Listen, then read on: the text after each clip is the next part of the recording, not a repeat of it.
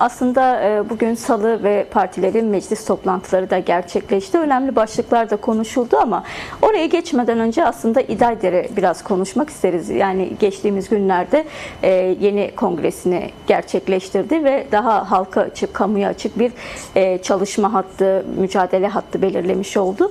Biraz İdayder'i konuşmak isteriz. Daha önce İdayder deneyimi vardı ve İdayder'in zaten kapatılma süreçleri, baskı mekanizmalarıyla karşı karşıya kalması hala hafızalarda.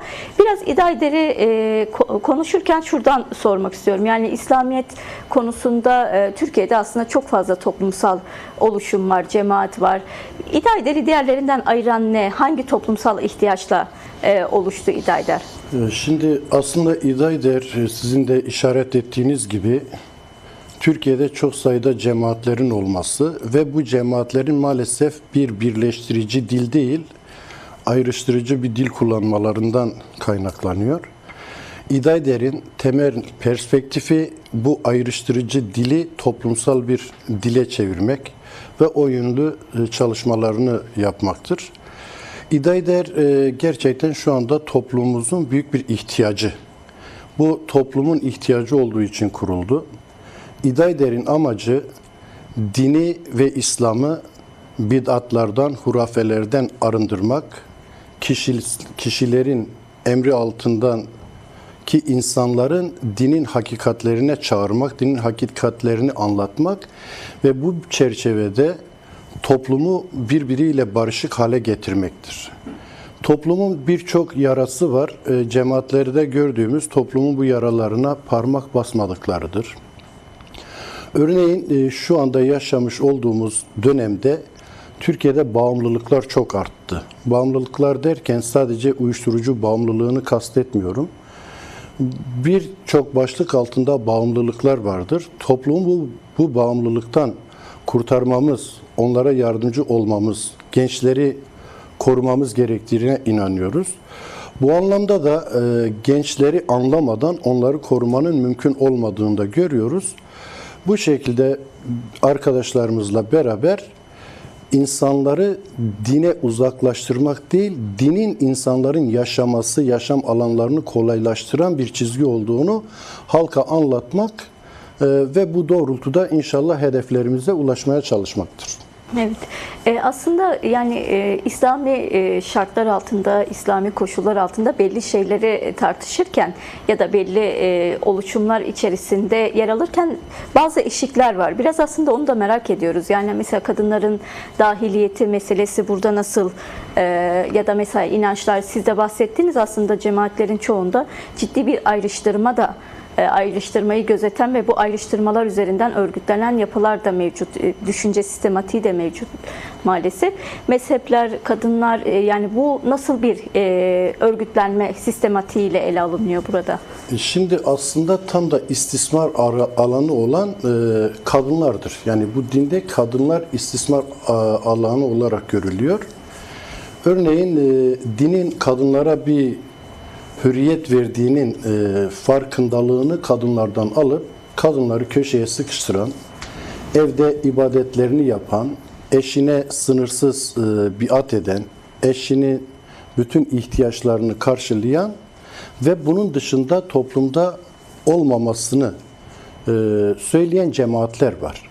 Ve maalesef bu cemaatler birçok alanda da başarılı olmuşlar. Çünkü toplumda, bizim toplumumuzda gerçekten kadın öncelikle geri bırakıldı.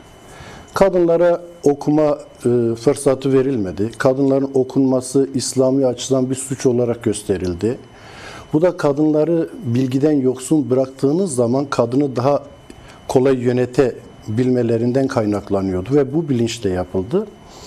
Günümüzde cemaatlere giden kadınları görüyoruz. Cemaatlerde sadece orada bir ezber, bir şekilde rabıtaya durma, zikir çekme, şu kadar zikir çekersen böyle olur, bu kadar zikir çekersen böyle olur.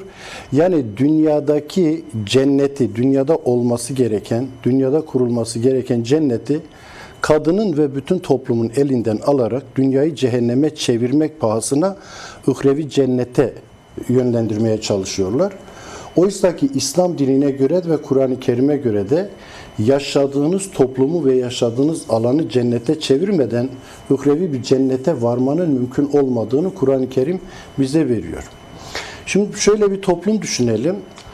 Bir toplumda herkesin çocuğunu kendi çocuğu gibi görüyorsa, herkesin malını kendi malı gibi koruyorsa, herkesin şerefini, haysiyetini, onuru kendi şerefi ve haysiyeti gibi koruyorsa, kimse kimsenin suyunu kesmiyorsa, kimse kimsenin dilini inkar etmiyorsa, kimse kimsenin inancına karışmıyorsa, bu ne olur? O toplum zaten bir cennet içerisinde yaşamış olur.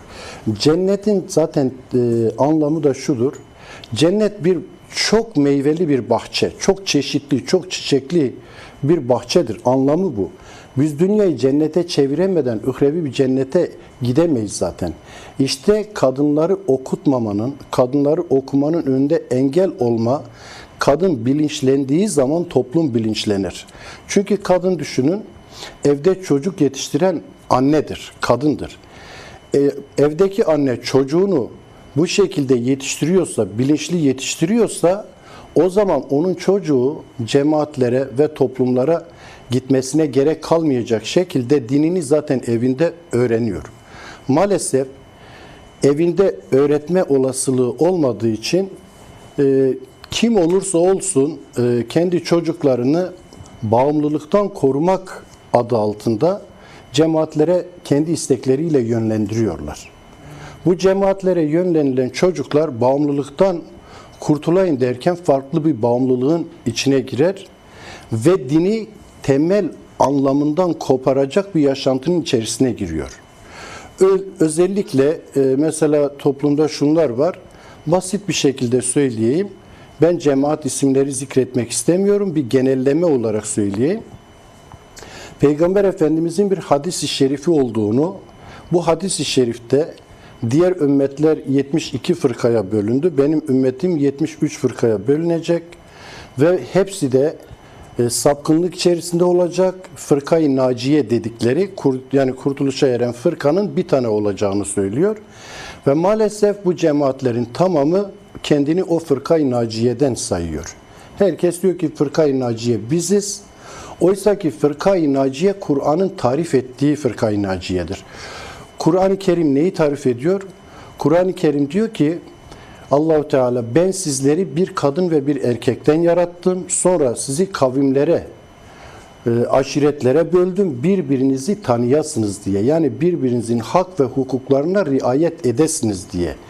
Şüphesiz ki diyor içinizde en mükemmel olanınız, en iyi olanınız sorumluluk bilincini en azami seviyede kullanan ve en azami seviyede sorumluluk bilincine sahip olanlar en üstününüzdür.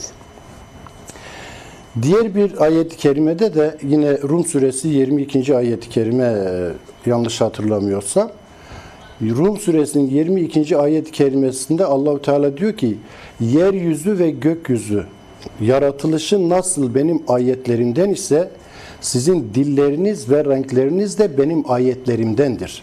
Şimdi ayet burada şu anlama geliyor. Ayet Allah'ın varlığını ortaya koyan, varlığına işaret eden her şey ayettir. Onun için bir insanın kimliğini, dilini, renginden dolayı hor görmek, aşağılamak, dilinden dolayı inkar etmek ve kendi dilini onun dilinin üstünde görmek aynı zamanda Allahu Teala'nın ayet olarak ortaya koyduğu dili ve rengi inkar etmek, Allah'ın ayetini inkar etmektir. Şimdi öncelikle demokratik İslam demek bana biraz ağır geliyor ama demek zorundayız. İslam zaten özü itibariyle demokratiktir. İslam hiçbir inancı dışlamaz. Her inancı da sahiplenir. Her inancın inanç biçimine ve ibadet şekillerine asla karışan bir din değildir. Cenab-ı Allah Kur'an-ı Kerim'de de bunu söylüyor. İsteyen inanır, isteyen inkar eder. Siz sadece tebliğ edersiniz, söylersiniz. Ama bu şu anlama gelmiyor. Yani Müslüman olmayanların da toplumun güvenliğini tehlikeye atacak şeylerde serbest oldukları anlamına da gelmiyor. Bir hukuk içerisinde herkesin hak ve hukukunu gözeterek İslam yaklaşır. Medine mutabakatı bu bağlamda oradaki bütün toplumların kendi inançları doğrultusunda hür ve azade bir şekilde yaşamasının vesikasıdır. Şimdi Mezopotamya İlmi Araştırmalar Federasyonu'na gönderilen mesajda da biz şunu gördük. Hakikaten belki çoğu alimin, çoğu din bilgininin bugüne kadar anlamadığı ve Sayın Öcalan'ın sayesinde hatırladığı, üzerine eğildiği, üzerine araştırmalar yaptığı bir Medine vesikası var. Bu Medine vesikası insanların beraber, kardeşçe, herkesin kendi öz inancıyla nasıl bir arada yaşayabileceğinin vesikasıdır. Onun onun sigortasıdır. Şimdi bu bağlamda özellikle yani ses yükseltmek yerine sesimizi alçaltarak birbirimizi anlamamız gerekiyor. Yani her zaman bir sesimizi yükselterek, ayan beyan ortada her şeyi söyleyerek, birbirimizi dışlayarak, birbirimizi etiketleyerek bir yere varamayız. Biz kapsayıcı bir dinin unsurları olarak din alimleri tarafların yanında değil, biz yaraların yanında yer almamız gerektiğine inanıyoruz. Onun için biz yaraların yanında yer alacağız derken de toplumun hangi yaralarının olduğunu da tespit etmemiz gerekiyor. Bu tespiti yaptıktan sonra zaten halk bizi anlayacaktır. Halk bizim ne yapmak istediğimizi görecektir. Halk bizi takip edecektir. Emin olun bu halk bizi anlayabilecek kapasitededir. Yeter ki doğru yaklaşalım, yeter ki onlara doğru gidelim. Vekil arkadaşımızın da dediği gibi toplumun her kesimine bunu anlatalım. Yani İslam dininin bir öcü olmadığını, İslam dininin kimsenin özgürlüğüne karışmadığını bunu anlatmamız gerekiyor. Şimdi İslam dini özü itibariyle çok önemli, iki şeye çok önem verir. Biri adalet duygusu, diğeri de ahlak duygusu. Bu sadece İslam dininin üzerinde durduğu şey değildir. Bütün ilahi olan ve olmayan dinlerde adaletsizlik hoş görülmez. Semavi olmayan dinlerde de adaletsizlik hoş görülmez. Mesela bugün bir Japonya'da hırsızlık hoş görülebilir mi? Cinayet hoş görülebilir mi? Kadınlara taciz, tecavüz hoş görülebilir mi? Bu Hristiyanlıkta da yoktur, Yahudilikte de yoktur, İslam'da da yoktur. Bu evrensel bir kuraldır ahlaki açıdan. Adalet, Allahu Teala Kur'an-ı Kerim'de diyor ki kimse bir başkasının suçundan dolayı suçlanamaz. Suç bireyseldir. Bugün Avrupa'ya baktığımızda, onların yaşam tarzlarına baktığımızda dinimiz gibi ama dinlerine baktığımızda yaşamımız gibi. Şöyle açıklayayım. Bugün biz huzur İslam'dadır diye konuşuyoruz, sloganlar atıyoruz. Biz bunu slogan haline getirmişiz. Ama maalesef huzuru da, hakkı da, adaleti de gidip Almanya'da, İnsan Hakları Mahkemesi'nde, şurada burada arıyoruz. Oysa ki olması gereken biz kendi iç hukukumuzda dahi huzurun İslam'da olduğunu kanıtlayabilmemiz gerekiyor. Bugün hukuki açıdan meseleye yaklaşmak lazım. Bu bir mesela barıştan söz ediliyor. Barış güçlülerin lütfu değil, olmamalı. Barış sessizlerin hakkıdır. Yani toplum gerçekten çok yoruldu. Toplumun acı çeken büyük bir kısmı var. Yoruldu ve bu yorulanları da bir ırk, bir dil, bir renk altında sınıflandırmanın da bir anlamı yok. Yorulan kim olursa olsun Medine mutabakatı, Medine vesikası gerçekten onların hepsine hitap ediyor. Bu anlamda çok değerli görüyoruz. Değerli Hatip Bey, siz de biraz önce aslında bahsettiniz. Yani tam olarak böyle gerçekten hani huzur İslam'da deniyor ama bununla ilgili çözüm burada değil de başka noktalarda aranıyor. Biraz bunun sebebi şundan kaynaklı da olabilir mi? Biraz hani tarihin tahrif edildiği üzerinden konuşurken tarih tam da aslında özellikle yakın tarih ve bu coğrafya açısından 150 yıldır biraz Türk-İslam sentezi üzerinden tahrif ediliyor. Yani toplumlara, halklara bu dayatılıyor ve buradan doğru aslında bazı baskı mekanizmaları dayatılıyor. Biraz örtüde bunun üzerinden giydirilmeye çalışılıyor. Tam da burada bu eşikler, bu krizler, bu baskı noktaları nasıl aşılabilir? Yani kodlanma biraz bundan doğru şekillendiği için de belli tepkiler, belli sıkıntılar, sorunlar yaşanıyor? Çünkü belki klişe olacak. Çünkü herkesin kullandığı ama gereğini yapmadığı bir söz var. Uydurulan din mi, indirilen din mi? Şimdi indirilen din özü itibariyle insanlığı ayağa kaldırır. İnsanlığı beraber yaşama olasılığı sunar. Ama uydurulan din tefrika yaratır. Bizim şu anda yaşadığımız zaten indirilen din değil ki uydurulan din. Peygamber Efendimizin vefatından sonra din yavaş yavaş iktidar aracı haline geldi ve bu iktidar aracı haline geldikten sonra da bir tefrika yarattı. Herkes bir gücün peşinde koştu. Herkes o dini bir kamçı olarak kullandı. Oysa ki din ne iktidarların sopasıdır, ne muhalefetlerin sloganıdır, ne de menfaatlerin kalkanıdır. Biz dini bu anlamda eğer merkeze alırsak, indirilmiş din odaklı olarak merkeze alırsak, indirilmiş din bize ne getiriyor? Biz buna odaklanırsak zaten bu şu anda yaşanan tefrikalar zamanla emin olun tuzun buzu erittiği gibi o tefrikaları eritecek ve halkı birbiriyle kaynaştıracak ve halkın çok mükemmel bir barış içerisinde yaşamalarını sağlayacaktır.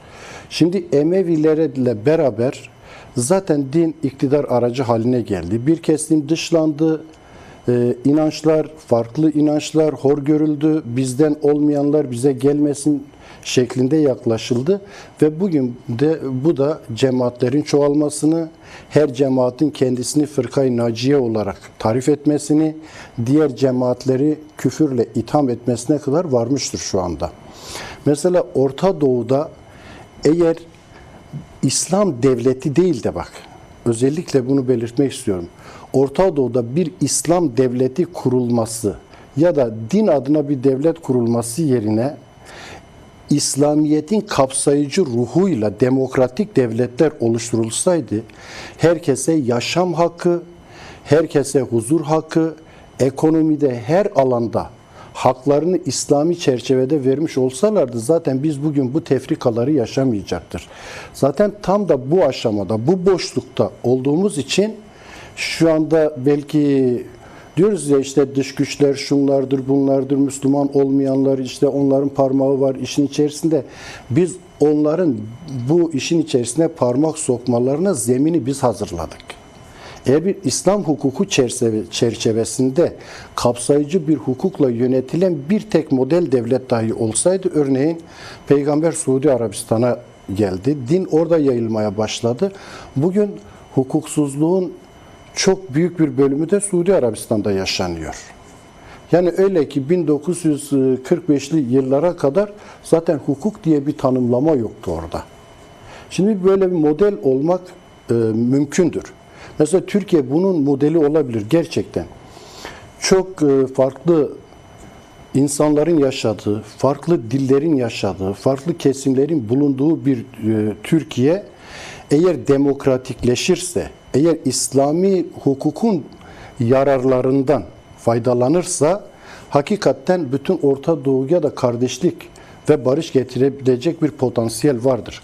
Ama bu dışlanma değil, kimseyi dışlamadan hukuk zemininde yapılması gerekiyor. Şimdi kanunlarla barış sağlanmaz. Barış insanların vicdanıyla, insanların yaralarına temas etmekle sağlanır. Şimdi biz ilk önce toplum vicdanını merkeze almamız lazım. Vicdanın dışlandığı hiçbir süreç ilerlemez ve hiçbir süreçte başarıya ulaşmaz. Toplum vicdanı burada çok önemlidir. Evet.